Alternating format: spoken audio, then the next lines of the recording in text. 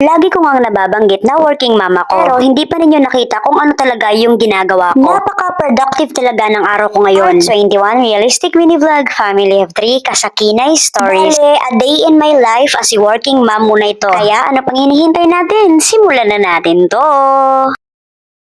Ako nga pala ngayon yung bibili ng cheese gamit yung credit card namin. Ay, gagamitan kasi ako sa pera. Kaya, imbis na i-transfer ko sa Paymaya, bibili ko na lang ng cheese. Yung budget ng Yulis Burger para sa ngayong araw. Tapos, amo ko na lang kukunin yung pinakabayan. Bala ko nga maglaba bukas, kaya kukuha na rin ako ng gagamitin ko sa paglalaba. Kumuha nga lang ako ng Sunrocks na pandicolor at saka yung para sa white. Sa Fabcon naman namin ay paborito kong ginagamit itong charm. Sa powder naman, bukod sa affordable, talagang kumakapit sa damit yung amoy niya. Kumuha ko ng wings. Pagkatapos ay kumuha na nga ako ng 52 pieces na cheese. Hidden cheese talaga kasi yung ginagamit ng amo namin para sa binibenta nilang burger. Syempre, para mas masarap, kuha nga lang din ako ng isang balot ng Lucky May Bake Mac. Ito yung gagawin kong almusal ngayong umaga. Pagkatapos ay nagbayad lang ako. Yan lang talaga yung sa akin. May tracking services nga din yung amo ko. Tapos dumating nga ito ngayon. Kaya may mga gagawin ako. Pero hindi talaga ganito minsan yung umaga ko. Kagaya nga rin ng ibang worker. May mga araw na busy. May mga araw naman na chill lang. Sa part naman namin ay minsan lang talaga yung araw na busy kami. Kadalasan sa amin, chill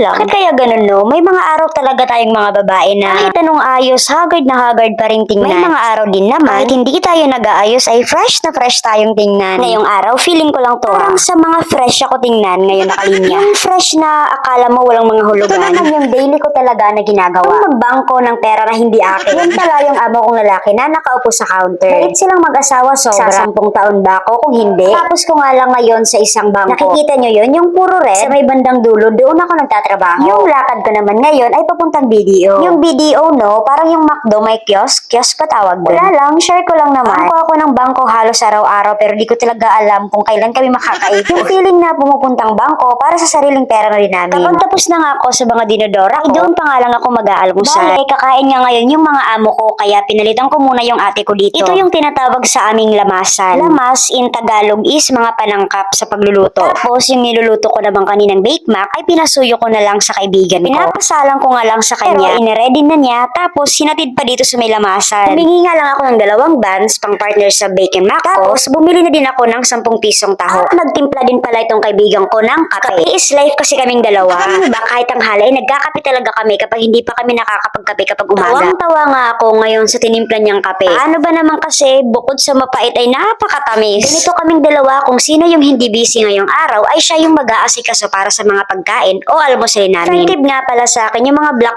coffee na yan. Kaya naman ay mag-jebs ako. Nag-jebs lang ako pero tingnan niyo naman yung pawis ko. Parang nag-gym. 11:30 na nga kaya papalitan ko yung amo kong babae. Kasi kapag ganitong oras ay umuwi silang mag-asawa para magpahinga at saka kumain na din. Dito naman sa lamasan ay yung ginagawa magbalot ng harina, munggo, asukal, yung mga kailangan ibalot. Tapos kapag may stock na mga sibuyas ay magbabakbak kami niyan. Pero kapag walang mga ganyan, ay nililinisan ko na lang yung naka-display naming binibentang mga lamas. Yung mga paminta naman tapos yung mantika ay yung amo kong babae yung gumagawa, no? Tansya kasi yun. Ingat and God bless.